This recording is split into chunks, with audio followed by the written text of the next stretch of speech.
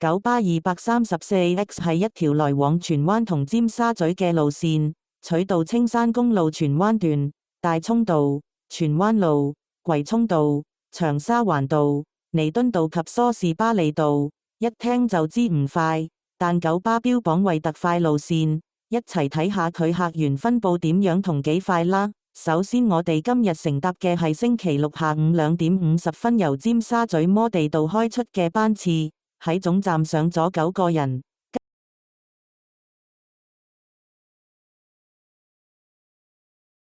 跟住喺尖沙咀有少少塞車，一路上都好多車。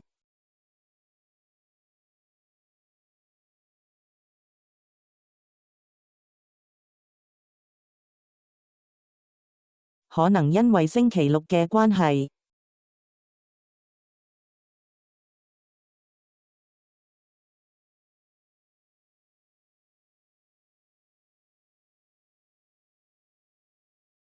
最終用咗12分鐘先去到尖沙咀碼頭，已經係下午3點02分。喺尖沙咀碼頭上咗11位乘客，總乘客量到20人。估唔到咁快已經有乘客落咗2位乘客，車上有18位乘客。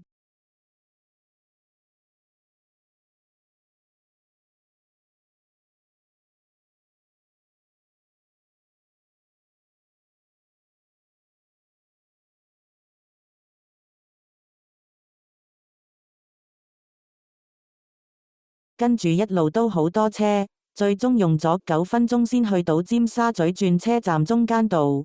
下午3點11分，喺中間道上咗2位乘客，總乘客量到22人，車上有20位乘客。轉入彌敦道之後終於暢通啲，用咗1分鐘就到金巴利道。下午3點12分，喺金巴利道上咗10位乘客，總乘客量到32人。車上有30位乘客，跟住用咗3分鐘先去到寶靈街。喺下午3點15分，喺度上咗6位乘客，有1位乘客落車，總乘客量到38人。車上有35位乘客，跟住用咗2分鐘到九龍中央郵政局，冇任何乘客上落。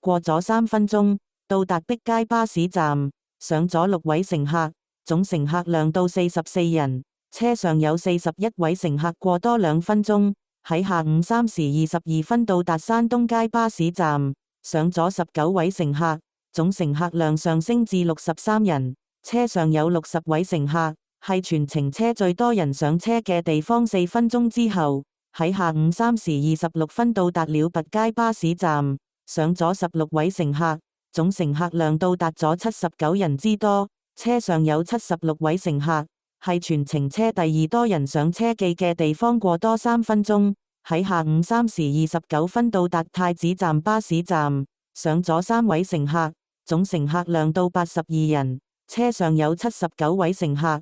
呢個時間已經係開出40分鐘之後，我哋仍然距離上高速有一段路好快。2分鐘之後，喺楓樹街上咗2位乘客。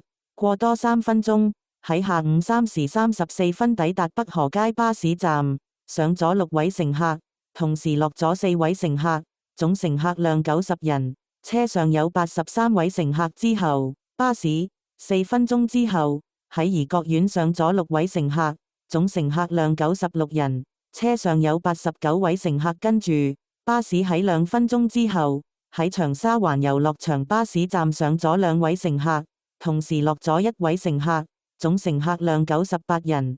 車上有90位乘客。然之後，巴士喺3分鐘之後，喺下午3時43分，喺興華街巴士站上咗3位乘客，同時落咗1位乘客，總乘客量101人。車上有92位乘客。過多2分鐘，喺下午3時45分抵達荔枝角站，上咗10位乘客，同時落咗1位乘客，總乘客量上升至111人。車上有101位乘客。最終，呢架巴士喺2分鐘之後，下午3時47分到達美孚站，上咗1位乘客，總乘客量上升至112人，車上有102位乘客。完成九龍嘅尾站，耗時57分鐘先上高速，可以睇得出有乘客要企住上高速，客量相當不俗。但九巴只係開20分鐘一班，而大多數乘客喺油麻地上車趕返。其實路線都好 standard， 同其他巴士路線大同小異，都係經荃灣路及葵涌道前往荃灣。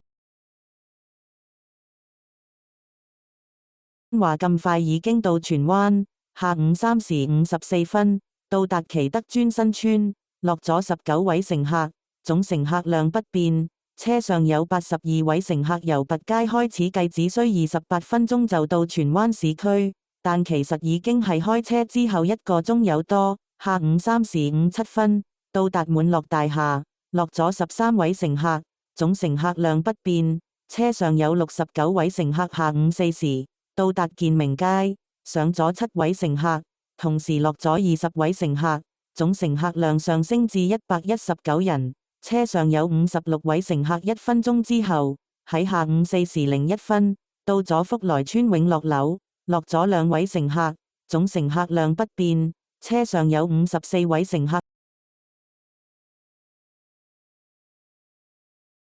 下午4時03抵達荃景圍天橋，上咗1位乘客，落咗9位乘客，總乘客量上升至120人。車上有46位乘客。係最後一個有乘客上車嘅地方。下午4時04分到達柴灣角街，落咗1位乘客，總乘客量不變。車上有45位乘客。下午4時07分到達麗城花園3期，落咗20位乘客，總乘客量不變。車上有25位乘客。最後下午4點10分開車90分鐘之後到達灣